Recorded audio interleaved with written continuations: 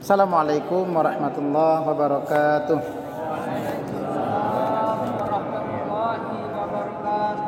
Bismillahirrahmanirrahim.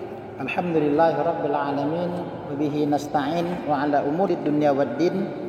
Asyhadu an la ilaha illallah wa asyhadu anna Muhammadan abduhu wa rasuluhu la nabiyya ba'da. Amma ba'du. Yang menyambung kajian kita yang telah lalu, hasil kenapa kita begitu menghormati para guru? Karena kita mengharapkan ridhonya, serta kita menjauhkan diri dari kemurkaannya, ya. Sebagaimana kita bahas juga, sebagaimana sabda Nabi pada pekan yang lalu, ya, la ta'ata li makhluqin fi ma'siyatillahi azza wa jalla. Kata Nabi, tidak ada bentuk ketaatan kepada makhluk dalam maksiat kepada Allah, ya. Sambungannya, kama qala Nabi sallallahu alaihi wasallam, inna syarran nas man yudhibu dinahu lidunya bi maksiatil khaliq.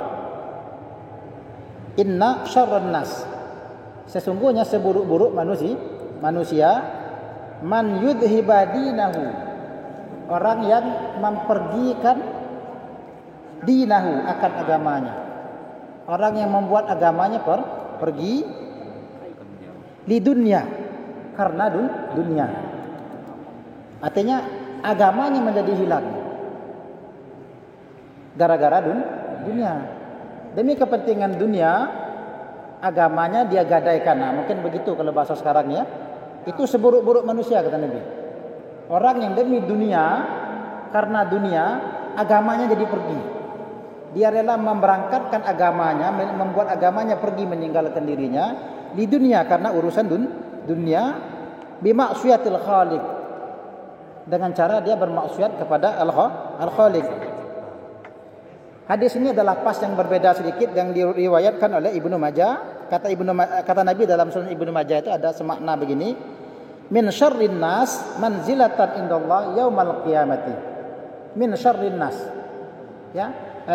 Dari sekian banyak bentuk manusia yang terburuk di sisi Allah nanti, ada manusia yang paling buruk posisinya di sisi Allah yaumal qiyamah, pada hari kiamat nanti, abdun, seorang hamba, adhaba akhiratahu, memberangkatkan oleh hamba itu akan akhiratnya, bidunya ghairihi, dengan dunia akhiratnya berangkat. Karena urusan dunia, dia rela membiarkan akhiratnya berangkat, sebagaimana lapas yang dibacakan oleh musannif kita sebelumnya. Ya, dia merelakan dunianya pergi, merelakan agamanya pergi karena urusan dunia. Jadi jangan sampai kita menggadaikan agama atau menggadaikan akhirat karena untuk kepentingan dunia. Artinya boleh saja kita taat kepada guru kita dengan ketentuan-ketentuan yang lalu, selama tidak dalam maksiat. Artinya sebagaimana kita sebut sebelumnya, wajib taat selama dalam baik. Ketika guru mengajak maksiat, tolaklah juga dengan cara yang baik, ya. Wa min tauqirihi, kita sambungnya, wa min tauqirihi, dan dari bentuk taukir, memuliakannya, ustaz di sana maksudnya. Dari sekian banyak bentuk memuliakan guru, bentuk yang lainnya adalah tauqiru auladihi, juga menghormati anak-anaknya. Artinya ketika guru kita memiliki anak, maka kita pun juga menghormati anak-anaknya, ya. Sebagaimana kita menjaga kehormatan guru kita, begitu juga kita menghargai, menghormati hak-hak anak para guru kita. Wa man yata'allaqu bihi, ya. Dan kita juga menghormati orang-orang yang masih memiliki hubungan dengannya. Agak berbayang bahasa suara, ya. Tapi memang jelas didengar pakai ini. Memang jelas, ya. Artinya dengan menghormati guru, maka kita juga menghormati anak-anaknya dan orang yang masih memiliki hubungan dengan guru. Tuh. Jangan sampai nanti Anak guru kena peloloi ya.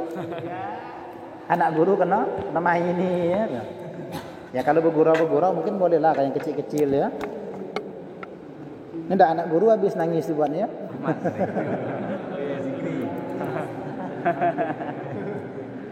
Nah, ini ada cerita sedikit ya.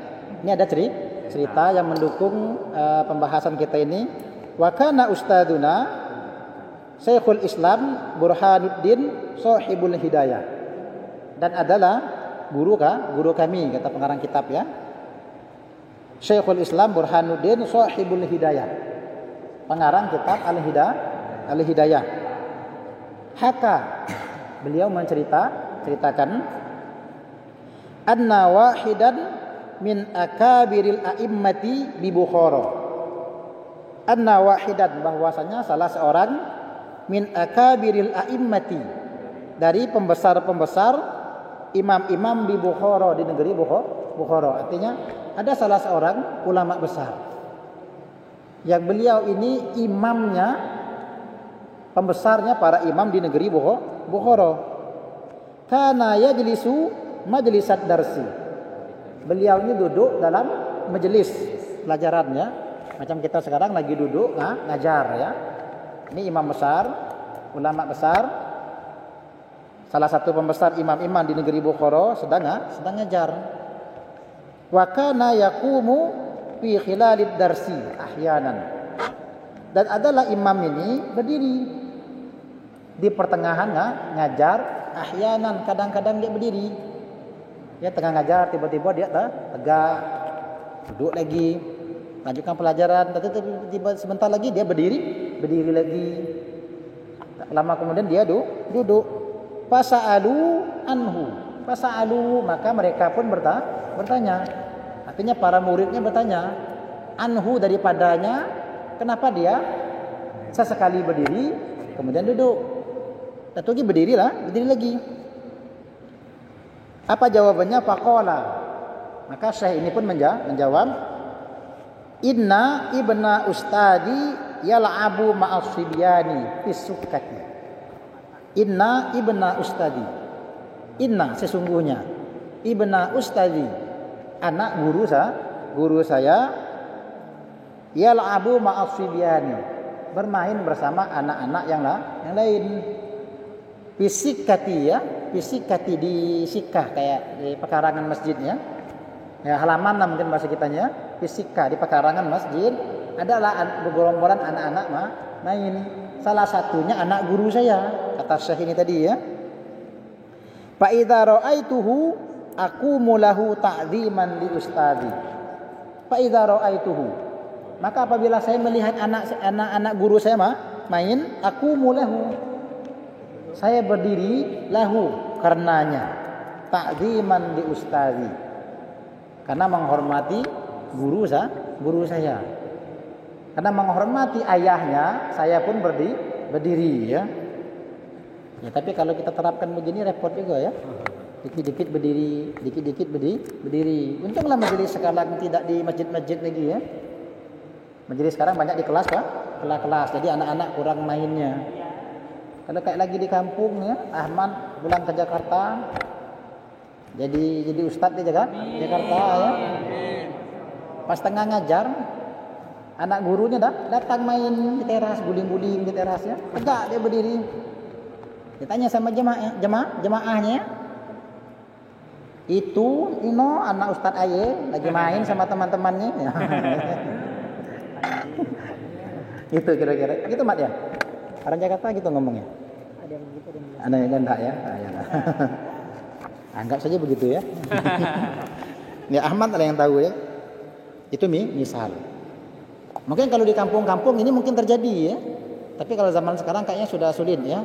Karena di kampus kan jarang juga ya. Di kampus, di madrasah kan jarang guru bawa anak. Ya ini cerita saja. Cerita ini mendukung penjelasan musannif kita ketika dia menjelaskan bahwasanya di antara bentuk menghormati guru adalah dengan menghormati anak-anak dan orang yang berhubungan dengan guru ya. Kemudian wal qadi Al-Imam Fakhruddin Arsabandi kana ra'isul a'immati fi Marwah. Ini cerita lain lagi ya. Al-Qadi Al-Imam Fakhruddin Arsabandi. Nama lengkap beliau ini adalah Muhammad bin Husain. Kunyahnya Abu Ja'far. Seorang ulama besar yang memiliki banyak karangan ya.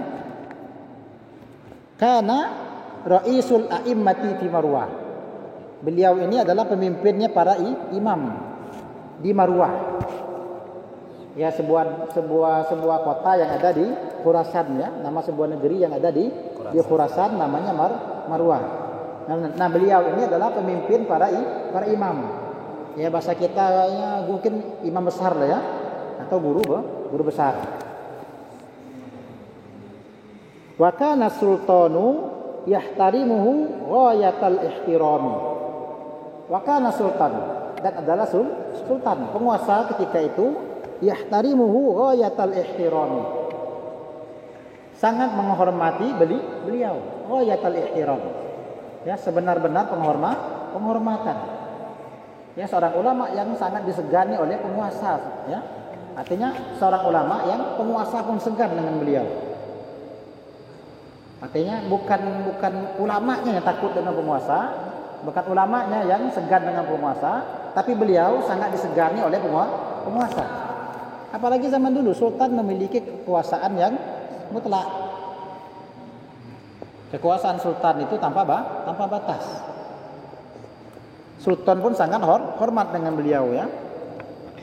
Wa kana yaqulu, beliau mengatakan, innama wajadtu bihadzal mansibi bi khidmatil ustadi.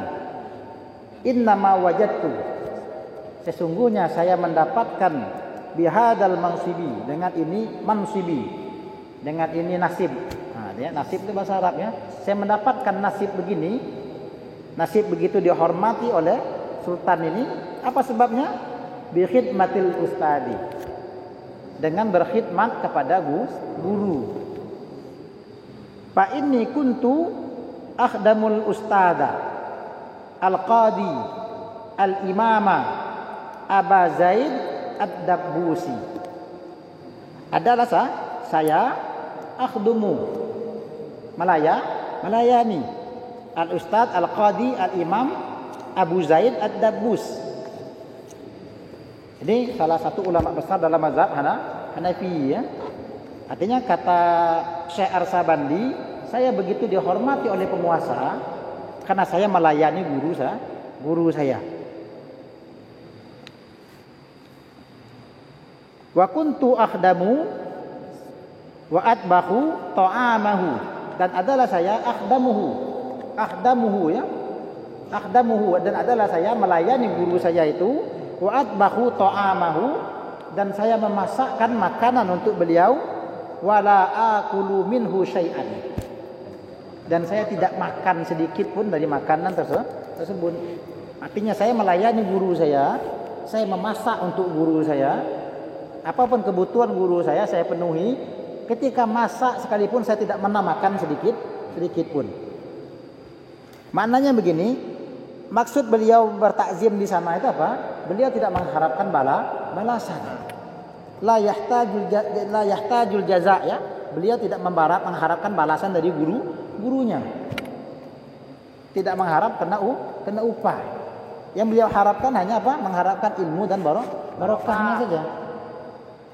Jadi beliau mengatakan, di antara sebab saya begitu dihormati oleh penguasa karena saya melayani guru saya dengan sebenar-benar pelayanan. Tidak mengharapkan digaji, tidak mengharapkan apapun. Yang saya harapkan hanya keridhaan guru.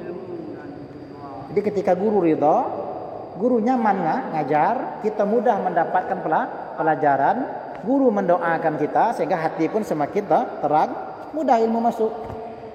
Nah, gitu ya. Nida ya. Tidak usah kena melayani guru ya. Motor guru kena kempes ibaratnya. Iya, gara-gara nilainya gagal, ban motor kena kempes. Henry ya. Henry baiklah ya. Baiklah. Nah, ini mungkin pengalaman dulu dengan guru-guru sebelumnya ya. Pernah begitu? Guru kena ajak bertinju, dosa kena melayani guru kena ajak bertinju ya. Nah, ini cerita ini mendukung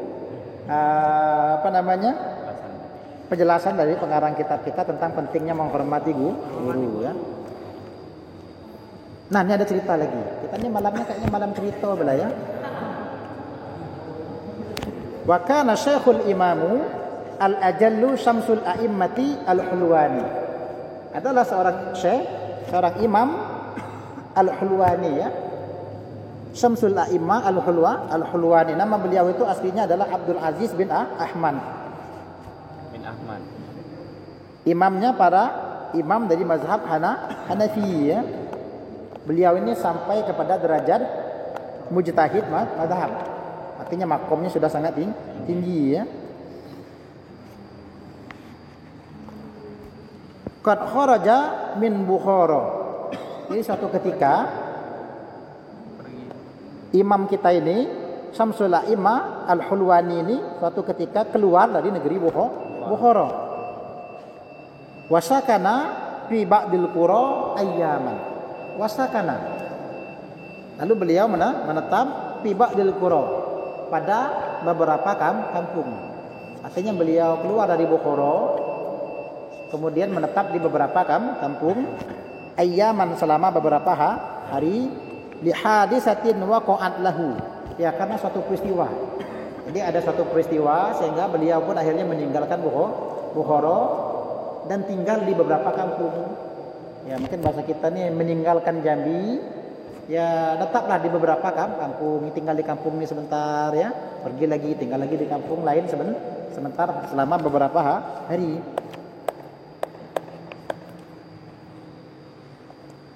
Waqad zarahu talamiduhu, dan sungguh telah mengunjungi oleh para muridnya. Artinya Ahmad, ini Ustaz Ahmad ya, ketika dia pergi meninggalkan Jambi, dia pergi ke Sarolangun. Di Sarolangun banyak murid-muridnya datang berkunjung. Ya, Hendrik datang ya. Ya, kemudian siapa? Haddad. Gingsul. Ya, Gingsul datang mengunjungi Ahmad ya. Pokoknya semua muridnya datang berkunjung. Ghairu asy-Syekhul Imamu Syamsul A'immah Al-Qadi Abu Bakar bin Muhammad Az-Zarnajri. Semua muridnya datang. Dalam perjalanan tadi mampir. Semua muridnya datang. Kecuali satu orang. Ada satu orang muridnya yang tidak datang. Yaitu Syekh Abu Bakar bin Muhammad Az-Zarnajri ya. Ingat gurunya ternyata. Dari sekian banyak muridnya cuma satu yang tidak mengunjungi dia. Faqala lahu hina laqiyahu ya, maka berkatalah Syekh Al-Hulwani kepada Syekh Az-Zarnajri ketika bertemu. Artinya ketika ketemu, pas lewat ketemu sama murid yang datang satu ini. Limadza lam tazurni? Ya, Al-Hulwani bertanya, "Kenapa engkau tidak mengunjungi saya?" Qala, berkatalah Az-Zarnajri ya, "Kuntu masyghulan bi khidmatil walidati." Kuntu masyghulan adalah saya sibuk melayani ibu saya. Kenapa saya tidak sempat mengunjungi? Karena saya sibuk melayani ibu saya. Apa kata Syekh Hulwani ketika itu? Turzakul umroh. Engkau akan dikaruniai umur yang panjang. La turzaku raunaqad darsi. Tapi sayang engkau tidak akan dikaruniai nikmatnya belajar. Artinya engkau akan dikaruniai umur yang panjang, namun engkau tidak akan merasakan nikmatnya belajar. Wa kana kadzalika, dan adalah kejadian itu, fa innahu kana yaskunu fi aktsari awqatihi fil qura. Sehingga akhirnya Syekh Az-Zarnajri lebih banyak menghabiskan waktunya di kampung. Walam yantazim lahud dars, sehingga beliau tidak teratur dalam belajar. Artinya beliau lebih banyak menghabiskan waktunya dengan aktivitas yang lain ya. Mungkin kalau bahasa kitanya Ya, Ginsul tadi sibuk mau motong ya. Nodo sawit ya. Akhirnya begitu. Nompengnya. Nah, kemudian pengarang kitab kita memberikan komentar, paman ta'adza minhu ustadahu, maksudnya paman ta'adza minhu ustadahu. Maka barang siapa yang ta'adza, menyakiti ustadahu akan gurunya, yuhramu barakatul ilmi, diharamkan baginya berkah ilmu, wala yantabi'u bil ilmi illa qalilan, dan tidaklah dia mendapatkan dengan ilmu itu berkahnya kecuali sedikit. Kalaupun dia mendapatkan ilmu, maka ilmunya sedikit. Jadi intinya kenapa kita penting menghormati guru? Karena kita menghindari murka guru. Ketika kita telah membuat guru murka, ini yang dikhawatirkan kata pengarang kitab kita ya. Kita tidak akan mendapatkan berkah ilmu, dan kalaupun kita mendapatkan ilmu itu hanya sedikit ya. Sehingga tidak heran ada juga banyak orang yang alim, pintar, memiliki ilmu yang banyak, namun sayang dia tidak mendapatkan berkah. Sehingga banyak kita dapati orang alim namun sayang akhlaknya tidak sesuai dengan ilmunya. Banyak orang alim namun sifatnya tercela. Alim tapi congkak, alim tapi merasa dirinya lah paling hebat, alim merasa dirinya paling benar. Nah, mungkin dulu di masa dia belajar dia sering menyakiti hati gurunya, sehingga ketika dia mendapatkan ilmu berkahnya hilang. Ya, dia dapat ilmu berkahnya hilang karena dia telah menyebabkan gurunya murka ya. Tuh. Ya, kalau guru telah tidak senang, tidak nyaman dia ngajar. Ketika tidak nyaman mengajar, apa yang ingin dia sampaikan akhirnya terhalangi. Itu secara rasional ya. Secara rasional, ketika guru lagi tidak nyaman, ngajar pun tidak bisa menyampaikan banyak hal. Ketika banyak hal tidak tersampaikan, maka murid tidak bisa mendapatkan banyak ilmu. Itu baru dari sisi ilmu. Ya, guru yang tidak ridho kepada muridnya tidak sempat mendoakan sang murid. Sedangkan guru yang ridho dengan para muridnya tentu dia akan senantiasa mendoakan. Ya, di samping dia ngajar dengan nyaman, ya beliau pun juga mengiringi dengan doa agar para muridnya terangati, dimudahkan segala urusannya. Tuh. Innal muallima wa tabibah kilahuma la yanfihani idza huma lam yukrama. Innal muallima, sesungguhnya guru, wa tabibah, wa tabib dokter. Artinya guru dan dokter itu kilahuma, tiap-tiap dari keduanya itu tidak akan memberikan nasihat apabila keduanya tidak dimuliakan. Kira-kira kalau kita tidak hormat dengan dokter, mau tidak dokter ngobati kita? Artinya ketika dokter mengasih saran kita bantah. Ya. Dengan dokter bicara kita kasar. Mau tidak kira-kira dokter ngobati? Kata dokter hebat pula budaknya. Ya, kalau kamu hebat obatilah dirimu sendiri. Artinya dokter tidak akan ngasih nasihat lagi. Dokter tidak akan memberikan obat kalau kita tidak memuliakannya. Jadi kalau ingin mendapatkan obat yang terbaik dari dokter, ingin mendapatkan nasihat terbaik dari dokter, muliakan dokter. Begitu juga dengan guru. Kalau ingin mendapatkan nasihat terbaik dari guru, maka muliakanlah guru ya. Wasbir lidaika in japauta tabiba. Ya, bersabarlah dengan penyakitmu.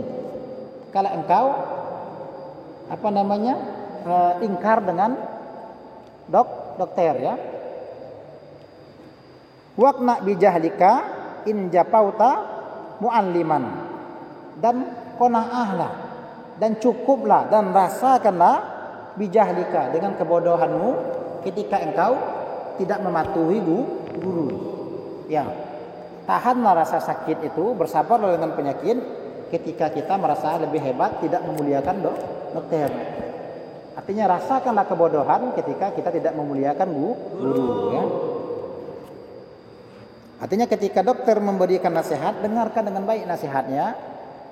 Patuhi dokter. Begitu juga guru, ketika guru memberikan nasihat, dengarkan nasihatnya dengan baik. Amalkan nasihat-nasihatnya. Begitu juga dokter ya. Sebab guru dan dokter lebih tahu mana yang terbaik bagi para muridnya, lebih tahu mana yang terbaik bagi orang sakit. Ya, pasiennya tuh dokter sudah tahu ini penyakit ini pantangannya, larangannya, ini yang mesti dilakukan. Ikuti syaratnya, jangan apanya? Jangan bangkang dengan gurunya ya. Jangan nakal dengan dokternya tadi ya. Begitu juga guru tahu mana yang terbaik. Ketika guru mengatakan begini dan begitu, karena guru tahu yang terbaik. Karena paling tidak guru sudah pernah mengalami itu. Dan guru pernah menyaksikan peristiwa yang sama sebelum itu. Karena muridnya bukan Anda saja. Artinya sudah banyak murid-muridnya yang sebelum itu. Artinya guru sudah memiliki pengalaman yang banyak. Begitu juga dokter. Pasiennya bukan hanya Anda saja. Artinya masih banyak pasien-pasien sebelum Anda yang juga mengalami peristiwa yang sama.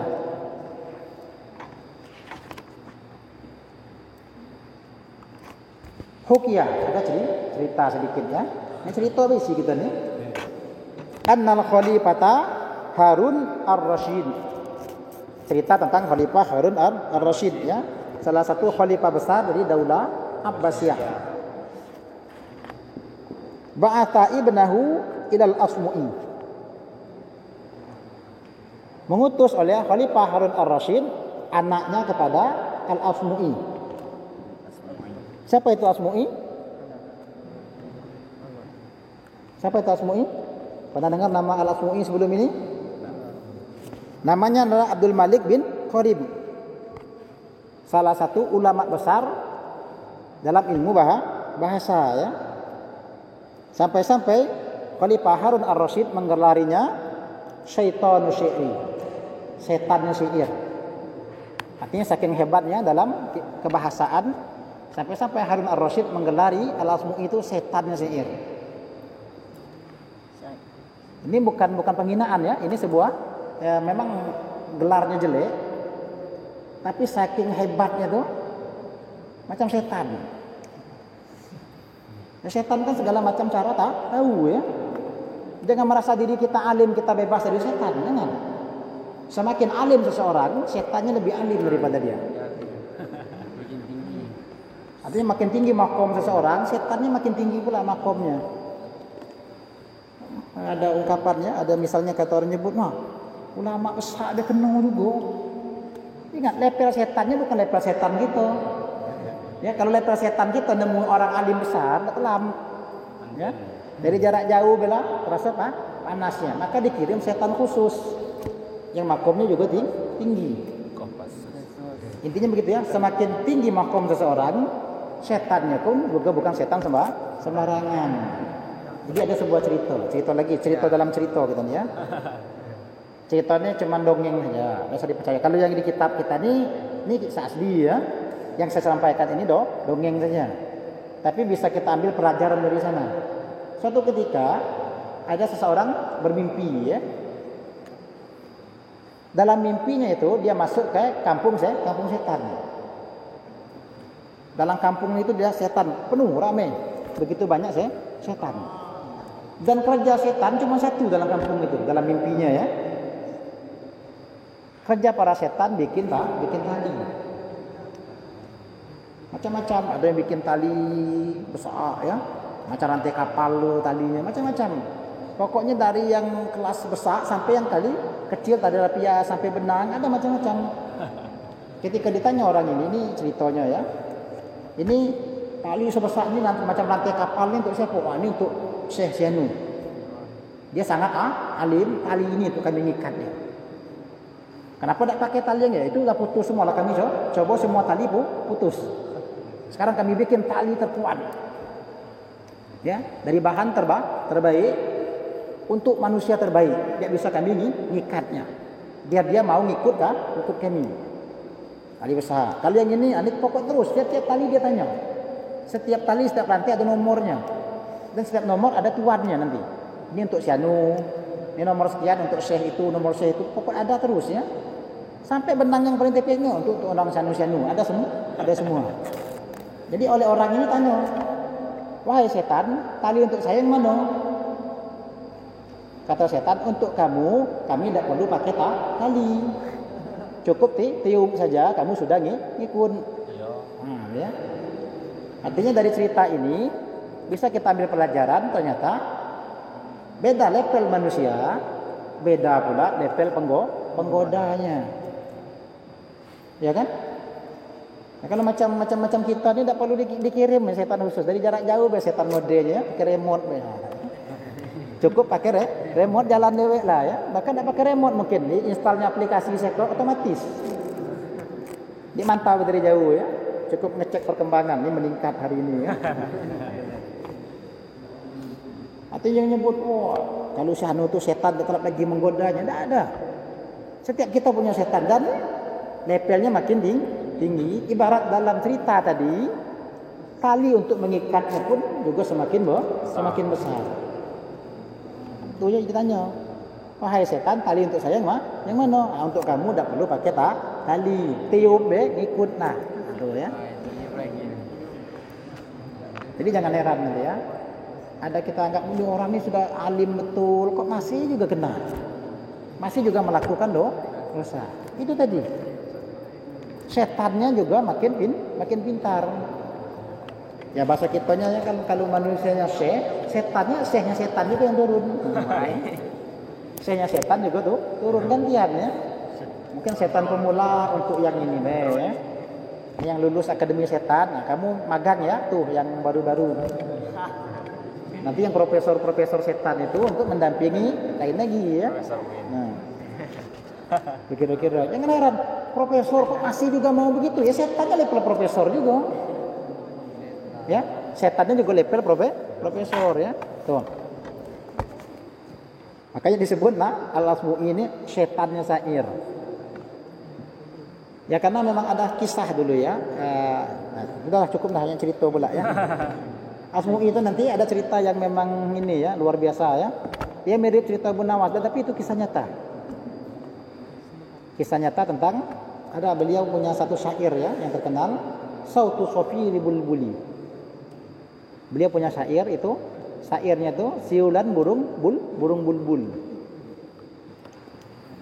Nah, nanti Anda buka kitab sejarah, buka kitab yang menceritakan tentang kehidupan para ulama, nanti cari riwayat tentang Asmu'i, ada cerita tentang Sautu Sofiri Bulbuli.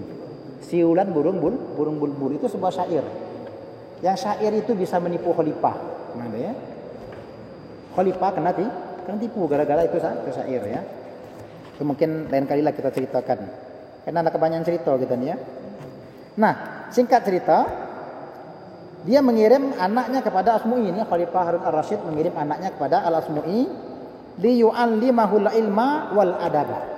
Agar supaya Asmu'i mengajarkan sang putra ini ilmu dan adab. Artinya ambil ilmu dari Asmu'i dan pelajari adab dari Asmu'i. Jadi Asmu'i punya tanggung jawab mengajari anak khalifah ilmu dan mengajarkan anak khalifah adab sopan santun. Artinya khalifah tidak sembarangan memilih guru ya. Dia pilih Asmu'i.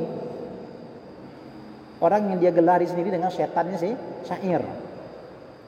Artinya saking tingginya ilmunya nih ya. Nah, fara'ahu yauman. Jadi suatu ketika ya mungkin Harun Ar-Rasyid keluar lah ya, jalan-jalan sekaligus nengok anaknya. Sekaligus nengok anak, kunjung lah ya. Datanglah ke tempat Asmu'i ngajar. Ketika itu yatawaddau wa yaghsilu rijlahu. Ketika itu Asmu'i lagi wudu dan membasuh kakinya. Wa benul khalifah yasubbul ma'a ala rijlihi. Dan anak khalifah menuangkan air ke kaki Asmu'i. Ya, kita potong cerita dulu. Kalau menurut pandangan Anda, kira-kira apa reaksi Harun ar-Rasyid? Melihat anaknya, salah satu calon pewaris tahta Daulah Abbasiyah, menyiram kaki Asmu'i. Turun derajat. Ya, kita potong dulu. Apa tanggapan Anda kira-kira? Apa reaksi Asmu'i? Marah, heran, senang, kecewa. Kecewa kenapa kira-kira? Dia bagian dari ilmu tapi nyiram malahnya. Ya. Kalau bahasa kitanya mungkinnya anak saya kirim jauh-jauh ke sini untuk belajar, bukan jadi tukang sapu kantor, bukan jadi tukang cuci piring kantor, bukan tukang angkat sampah. Nah, kira-kira macam itulah mungkin anak pejabat yang anaknya dikirim ke pesantren. Anak saya jauh-jauh saya kirim ke pesantren, saya biaya dengan biaya mahal, mungkin ya bayangan orang begitu ya. Anda terbayang begitu ya? Mungkin sang khalifah marah.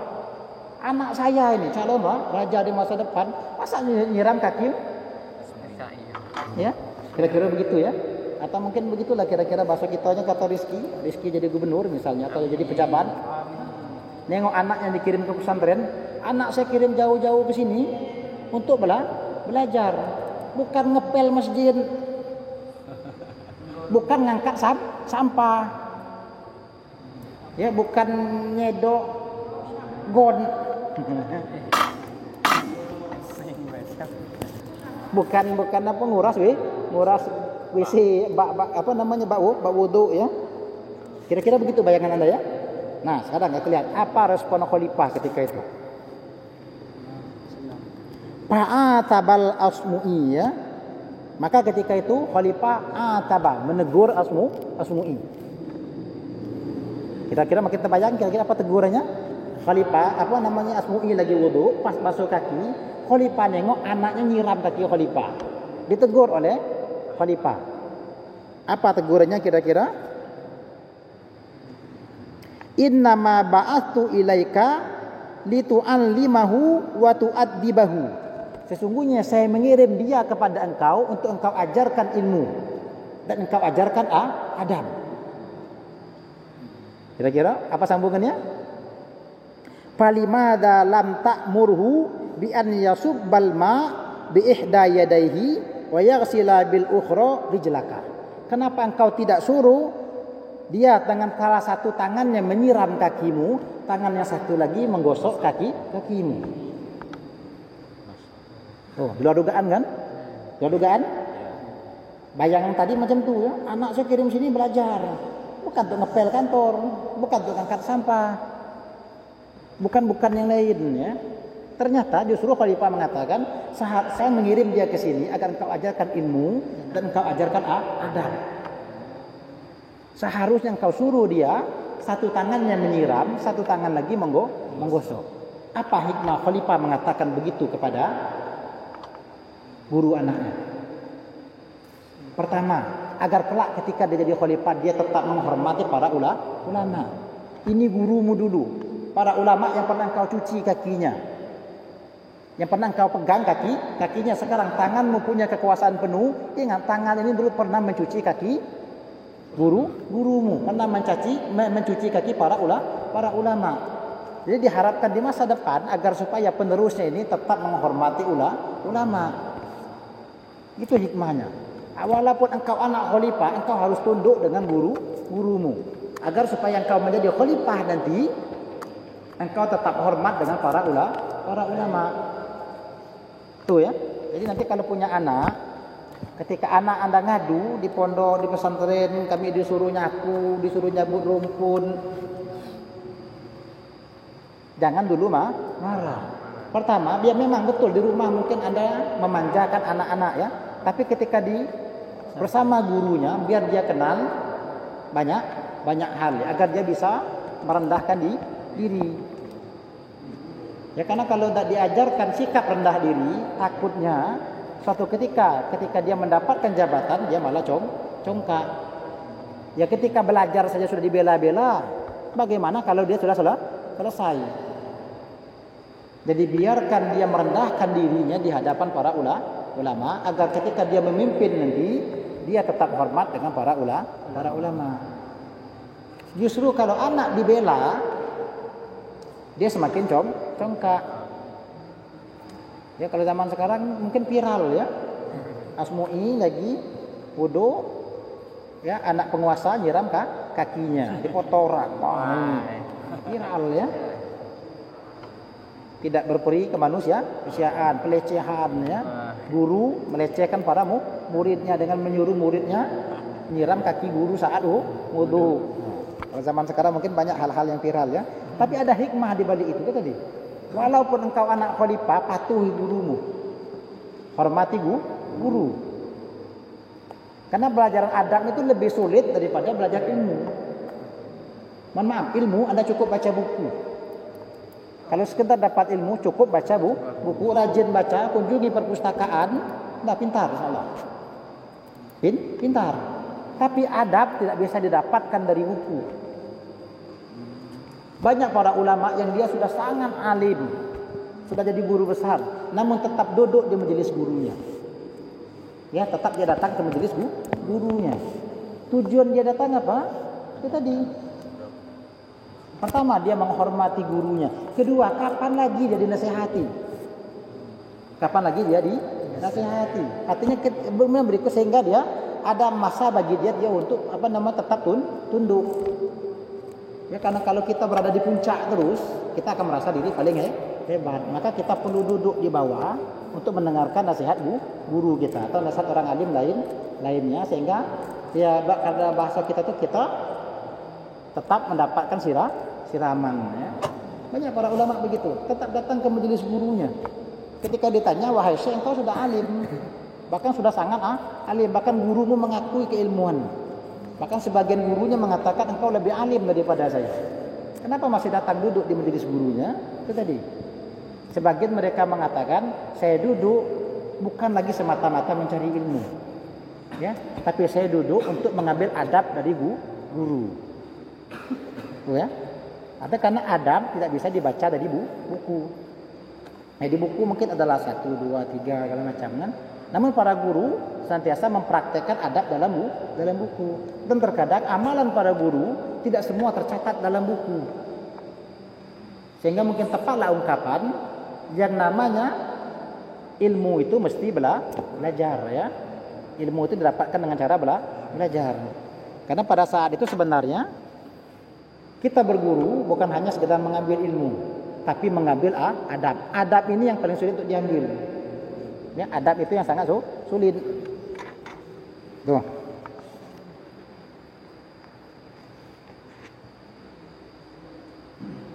Nah, masih banyak waktu.